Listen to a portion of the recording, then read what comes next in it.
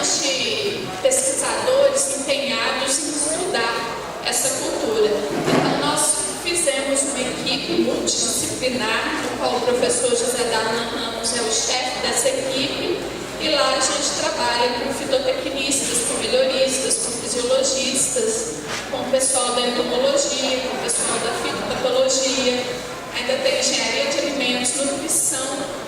Então fizemos uma grande equipe para poder estudar um pouco mais, né, dessa cultura, dessa tão importante cultura. E junto comigo aqui, lá de Lavras, vieram os alunos, né? Então a gente tem os alunos de pós-graduação que estão aqui hoje, que é o Fábio, pós-doc, a Renata, que é de doutorado, a Paula, que acabou de ganhar a multa, né, Paula, do doutorado, o Alexandre, do mestrado. Então, eu não estou com o passador de slides. Está aqui? Chega. Bom, então, hoje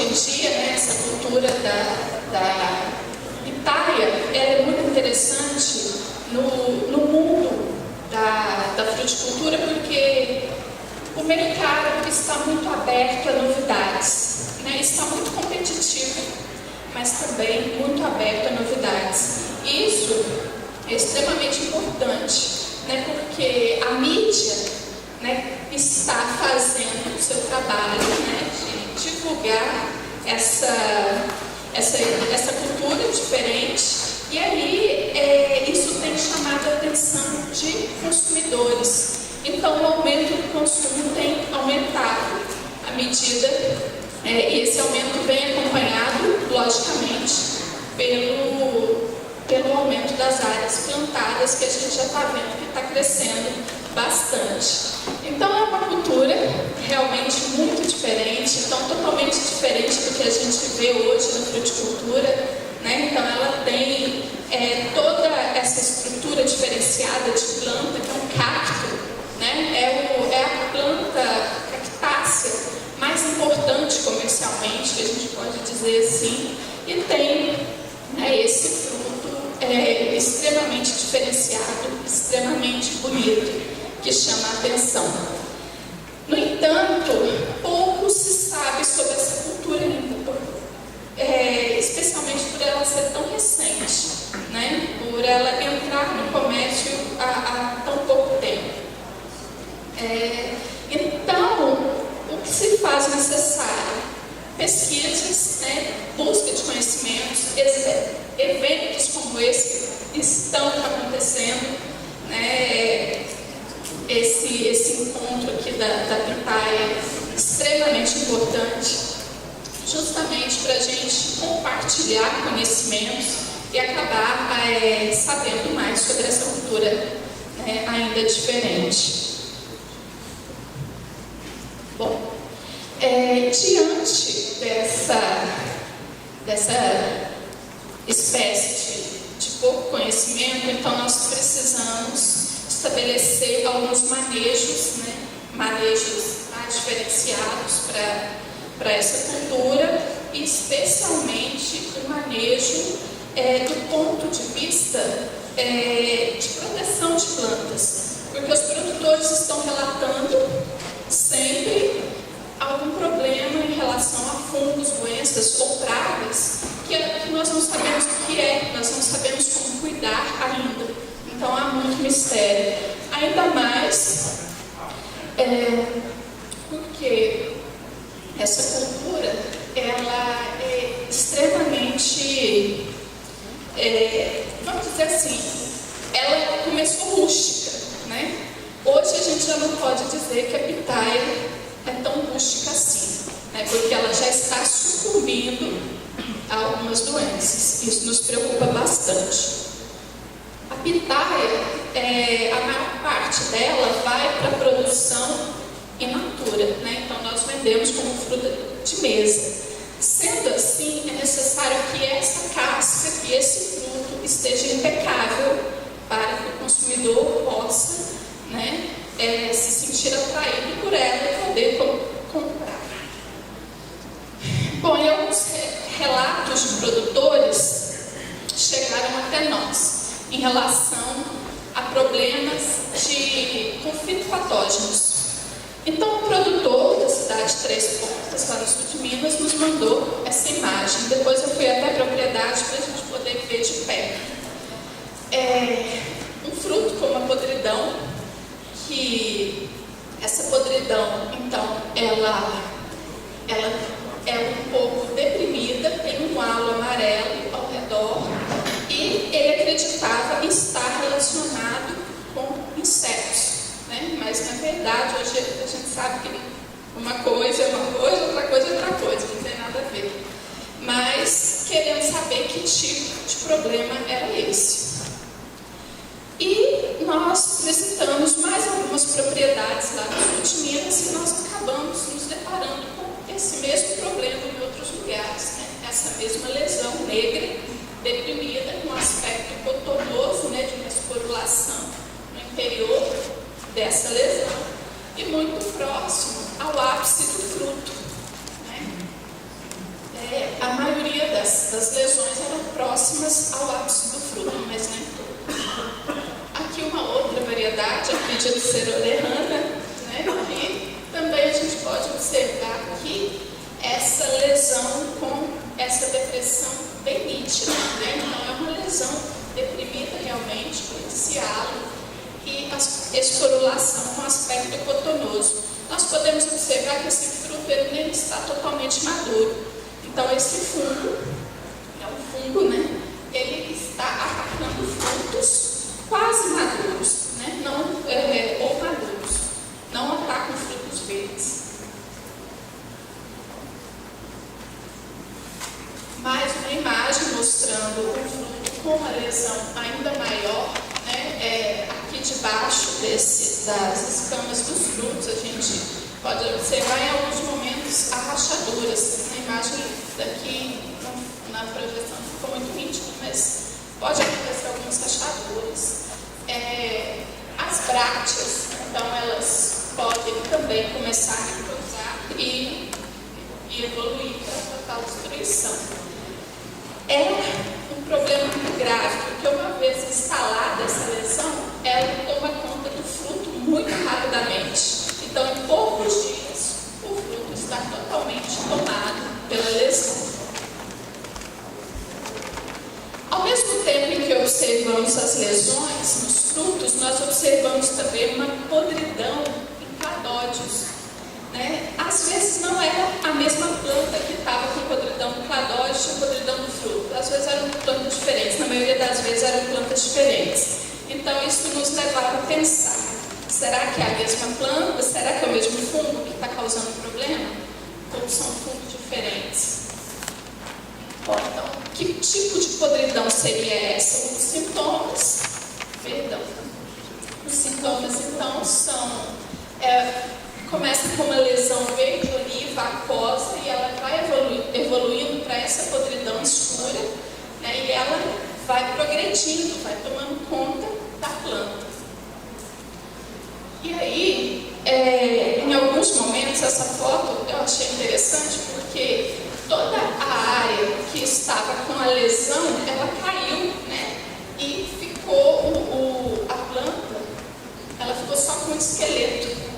E por si só, essa lesão cicatrizou-se. Então, essa planta se recuperou sozinha, o que é muito interessante. Isso já nos leva a entender que o fungo ou o patógeno que está causando isso, ele não penetra nessa região leñosa da planta, o que é muito bom, porque esse é o centro vital da pitaia, se colonizar essa região onde tem os vasos condutores de seiva, realmente nós vamos ter problemas muito maiores. Observamos também que essa podridão, nesse exemplo aqui, ela evoluiu na haste principal, que segura a planta. No entanto, a planta continua viva. Infelizmente, essa foto aqui, fui eu que tirei, eu cortei essa parte, mas aqui em cima tem cladódios normais. Inclusive, esse cladódio aqui está produzindo um botão floral e é dessa planta. Então, o que acontece? O que a gente imagina? Que da forma como esse fungo está atacando a planta, ele não chega a causar morte. É claro que se evoluir mais do que isso, né, e chegar nas partes mais jovens da planta, eu acredito que vai acabar matando. Mas da forma como está, a planta não morre ainda. Mas é uma fonte de inóculo que nós vamos discutir daqui a pouco. Uma coisa que nos levou a perceber que esse fungo, ele não vem pelo solo. Obviamente, essa parte em contato com o solo, ela está, né, sem problemas. Então, por alguma lesão que aconteceu em alguma região dessa planta, houve a penetração do fungo e aí começou a causar essa podridão. E nós vimos na literatura também algumas podridões. Nós identificamos esse fungo, eu já vou falar daqui a pouco, e nós identificamos algumas podridões, aqui uma podridão aquosa, mas também uma podridão um pouco seca, que caracterizou-se como o fungo que a gente vai ver daqui a pouco. Então, o que aconteceu? Alguns municípios aqui no sul de Minas, próximo a Belo Horizonte, aproximadamente 200 a 300 quilômetros de Belo Horizonte, que são esses municípios aqui, relataram esse problema, né? Lavras, inclusive, dentro da universidade, no campus experimental, né, do setor de fruticultura, nós encontramos frutos e cladóides com sintomas. Nós encontramos em Ribeirão Vermelho, em Gari, em São Tomé das Letras, em Três Pontas. Né? Todo esse material ele foi coletado e ele foi isolado para a gente conseguir identificar que tipo de patógeno eram esses. E nós descobrimos que de todos esses materiais coletados, nós conseguimos ver que existem 18 espécies diferentes de fungos. Para nossa surpresa, não encontramos nenhuma bactéria, né? Achamos que aquela podridão mole poderia ter sido bactéria, mas não foi. Então, encontramos bastante tipos diferentes de fusário, cladospóreo, coletótrico, o bipolaris, alternária, que são fungos importantes, e outros. Então, o que nós chegamos a pensar?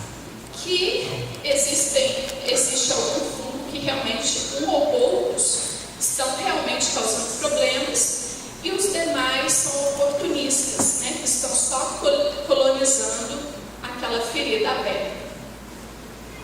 Bom, e para saber então qual era o fungo, quais eram os fungos que estavam causando problema, nós tivemos que isolar cada um daqueles, fazer uma suspensão e inocular.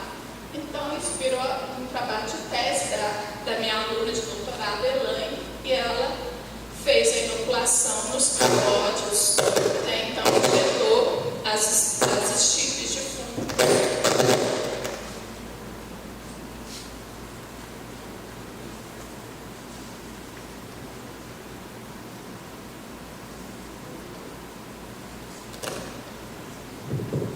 Então, ela isolou os fungos e aplicou nos cladódios.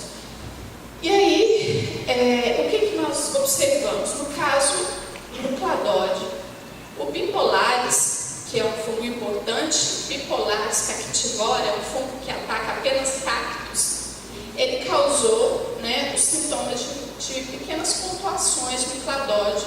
Então, a gente observou com 5 dias, depois com 32, ao longo do tempo, e o último período que ela observou foi aos 32 dias. Então, a lesão um pouco evoluiu aqui. Continuou as pontuações, mas elas não evoluíram muito. O que foi interessante foi que nós observamos que o fusário, verticilioides, esse tipo de fusário, então, com 5 dias ele já causou uma grande lesão, parecida com a podridão que a gente viu. Aos 32 dias, a lesão está estava um pouco maior, mas não houve grandes progressos. Observamos também mais um tipo de fusário, né, que causou um outro tipo de lesão, né, uma mancha aquosa com um centro negro, que evoluiu para uma mancha escura aos 32 dias. Então, apenas esses 3 fungos manifestaram sintomas, né, durante esse processo de isolamento. Fizemos esse mesmo trabalho com frutos, né? Então, os frutos saudáveis, eles foram inoculados com todos aqueles tipos diferentes de fungos que nós encontramos. E em 4 dias já tinha sintoma. E esses frutos aqui, eles foram avaliados com 6 dias. Então a gente pode ver a agressividade desse patógeno, né? No caso, o único patógeno que exibiu sintoma, no caso de fruto, foi o bipolares. Tá? Então, para cladóide, nós tivemos bipolares com sintoma fraco, com uma agressividade fraca, mas para fruto, o bipolares ele foi muito agressivo. Então, é realmente o fungo de pós-colheita que está mais presente e é mais virulento na pós-colheita. E o único daqueles 18 que nós encontramos, o único que causou lesão no fruto. Bom, e aqui alguns detalhes da lesão. Então, a gente pode observar a mancha negra, né, com o halo amarelado. Aqui, mais um exemplo, né, dessa mancha bastante evoluída e um aspecto, né, de esporulação desse fungo, um aspecto branco, cotonoso no interior dessa lesão, que são justamente os focos de frutificação desse fungo esporulando, ou seja, os esporos desses fungos já estão prontos, né, para contaminar outros materiais. Aqui as escamas, né, do fruto totalmente tomadas pela lesão, então realmente causa danos severos. Com esse tipo de fungo, que é o Bipolaris captivora, apenas 3 artigos foram publicados no mundo com pitaia, né? Então há pouquíssima informação. E esses artigos são bastante sucintos, bastante iniciais, com testes simples, né? Então que nós temos muita dificuldade para saber mais sobre esse fungo. Então o que foi possível saber sobre esse fungo, né? Então aqui que nesse artigo de 2010 foi observado em 2 variedades diferentes, dá relatos, né? Em 2 variedades, a gente pode observar aqui uma lesão bem inicial, com manchas amarelas irregulares, né, com o centro mais amarronzado, e aqui uma lesão já mais evoluída, já com aspecto, com a esporulação do fungo, esse fruto. E em 4 a 7 dias se observa o sintoma, então é muito rápido. E esse autor aqui, de 2015, ele observou que o Bipolaris captivora, então ele está presente em flores e em frutos. Então, se ele está presente em flores, nós podemos inferir que essa lesão, quando ela acontece próxima ao ápice do fruto, na região onde essa flor se desprendeu, isso significa que ela veio da flor, né? Então, uma coisa interessante a se fazer é retirar aqueles vestígios florais da lavoura, né? Apesar de trabalhoso, a gente pode evitar algum problema.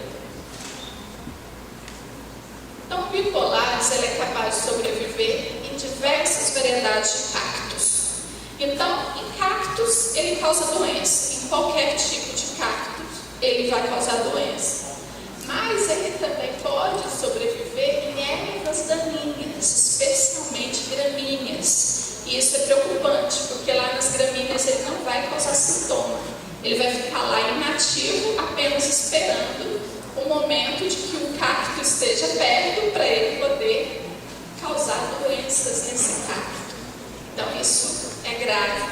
E o pior de tudo é que nós vamos ter os escleróides no solo, né? Sabemos-se lá por quanto tempo. Nós não temos essa informação ainda. Bom, em um desses 3 artigos que se fala sobre bipolares, um deles fala sobre controle, né, que seria com indutores de resistência, que muito já foi falado hoje aqui, né, que são agentes bióticos e abióticos capazes de ativar respostas de defesas localizadas de maneira sistêmica na planta. Então isso é extremamente interessante, porque nós chamamos esse tipo de controle como uma 4ª geração de proteção de plantas, né, que é uma forma interessante de fazer controle de doenças, porque a gente não contamina o solo, não contamina a água, não contamina as pessoas que vão aplicar e nem as pessoas que vão consumir os produtos. Esses indutores de resistência, eles podem ser tanto bióticos quanto abióticos. Exemplo de bióticos, nós temos fungos, bactérias, vírus, patógenos e não patógenos inativados termicamente, metabólitos de micro-organismos, produtos microbianos disponíveis comercialmente, né, como tem tantos aqui, a empresa SATS tem alguns desses produtos, né. Os indutores abióticos, nós temos indutores químicos, fertilizantes, filtrados, extratos, luz ultravioleta. Então, nesse artigo, nós observamos que foi usado patógenos inativados termicamente, o que é muito interessante. Então, o que aconteceu aqui? Esses conídeos, eles foram autoclavados, ou seja, sofreram um tratamento térmico com uma temperatura de 120 graus por 20 minutos, e eles foram inativados pelo calor. Essa solução de conídeos inativados pelo calor foi injetada em mudas e, algum tempo depois, foi injetado, então, o patógeno realmente causador de doença, é o patógeno vivo. E o que aconteceu? Não houve manifestação de doença. Isso é incrível. É uma forma de vacinar a planta, né? Então, olha o custo disso, né? Isso aqui não é caro. Não vamos precisar gastar com produtos caros. Basta a gente ativar as defesas da planta. Nesse caso, a defesa foi ativada por uma estrutura, né, inativada pelo calor, que poderia ser virulenta, mas não era. A planta, quando infectada com isso, entendeu que aquele patógeno era agressivo e ela ativou toda a maquinaria de defesa dela. Quando um patógeno realmente agressivo chegou nessa planta, ela já estava armada com todas as suas defesas contra aquele patógeno. Isso realmente foi muito interessante, né? Bom, então isso foi uma forma de controle que foi registrada na literatura. Agora, há outras coisas que a gente pode fazer que são mais ou menos empíricas, mas que a gente observou que dá resultado. Então, por exemplo, a retirada dos vestígios florais, né, que a gente já falou antes, que pode ser interessante para evitar a entrada da doença. Retirada das plantas doentes, de partes das plantas doentes. Então, isso, naqueles locais onde os produtores relataram os problemas, nós pedimos para que eles retirassem a parte podre com canivete e pincelasse lá uma pasta bordaleza, né? A pasta bordaleza à base de cobre e cal. Aí o que acontece? O que aconteceu? Depois a gente pediu um feedback para o produtor. O que aconteceu com aquelas plantas que vocês retiraram a parte podre? Aí eles disseram, a maioria sobreviveu e não há mais sintoma da doença. Então, é lógico que aquelas plantas que já estavam debilitadas acabaram não sobrevivendo, mas a maioria realmente sobreviveu. Uma coisa que nos preocupa é que não há nenhum produto químico registrado, apesar de que eu sou adepta de que o produto químico deve ser a nossa última opção. Então, se a gente usar todos os tratos culturais necessários, uma boa nutrição, se necessário, no final das contas, quase sempre não é necessário, se tudo foi feito corretamente no início, a gente vai lançar mão de produtos químicos como nossa última opção. Mas, para o bipolares não existe nenhum produto químico registrado ainda. Em relação a desafios e perspectivas que nós temos em relação a esse problema, que nós precisamos definir uma metodologia de proteção de cultivos. Então, lá na UFLA, pelo menos, as pesquisas estão avançando nisso. O nosso próximo passo agora é testar produtos para ver o que a gente pode usar para combater esses fungos. E usar sempre abordagens seguras e amigas do meio ambiente para o controle de doenças, como o que eu citei, né, a resistência induzida de plantas por meio de micro-organismos ou bioestimulantes, que também é uma forma da gente fazer isso, né, algas marinhas e tudo mais, que são realmente bem importantes. Bom, essa aqui é a tese, o título de tese da minha aluna, Elaine Cristina Galvão Pierangeli, que esse foi uma pequena parte do trabalho dela. Ela fez os estudos mais avançados em relação a esses fungos todos, né, que foram observados, identificou cada estirpe de cada região, fez trabalhos moleculares, também trabalhou com uma parte de pós-colheita de fungos. Então, a tese dela ficou muito completa, ela vai defender daqui a um mês, e a esse material, logo depois da defesa, já vai estar disponível. E essa é a equipe que trabalha com a gente. Então, a Elaine, né, que é a dona da tese, o professor Ludwig, que é o fitopatologista, que nós usamos as instalações do laboratório, que ele é chefe, e deu todo o suporte para a gente, inclusive disponibilizou uma aluna, a Cleide, que ela é fitopatologista também, que nos ajudou imensamente, porque tanto eu quanto a Elaine e o professor Darlan, que é o chefe da equipe lá na UFLA, que trabalha com pitaia, nós somos fitotecnistas e nós realmente temos bastante dificuldade em trabalhar com uma área bem complexa, como essa da fitopatologia. Bom, eu gostaria de agradecer ao convite, né, que foi feito pelo grupo dos produtores de pitaia, na presença do professor Djalma. Muito obrigada. Gostaria de agradecer à universidade, a UFLA, que me deu todo o apoio para vir, me incentivou, e a todos vocês que estão aqui presentes. Muito obrigada pela atenção e me coloco à disposição para quem tiver qualquer questionamento amanhã, que vai ser, né, responder as perguntas. Então, muito obrigada.